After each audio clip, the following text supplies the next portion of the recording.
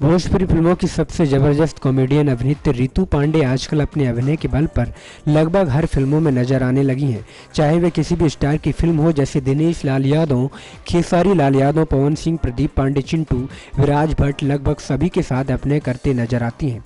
फिल्में उनकी आने वाली फिल्में हैं निर्देश देव पांडे की बाबरी मस्जिद, निर्देशक रितेश ठाकुर की बॉर्डर पर सजनी हमार, निर्देशक मंजुल ठाकुर की फिल्म निरहुआ हिंदुस्तानी, निर्देशक राजकुमार आर पांडे की फिल्म ससुराल जैसी बड़ी फिल्में आने वाली हैं। लगभग हर फिल्मों में अपनी अपनी अलग किरदार में नजर आने वाली रितु कॉमेडी के साथ साथ अच्छी डांसर भी है। फिलहाल आजकल रितु पांडे निर्देशक राजकुमार आर पांडे की फिल्म ससुराल, अभिनेता प्रदीप पांडे चिंटू के साथ गुजरात में शूटिंग कर रही हैं। खेसारी लाल के साथ बनी फिल्म बाबरी मस्जिद में वो एक पत्रकार की भूमिका में नजर आने वाली हैं, जो बहुत ही गंभीर और जलवंत विषय पर बनी है।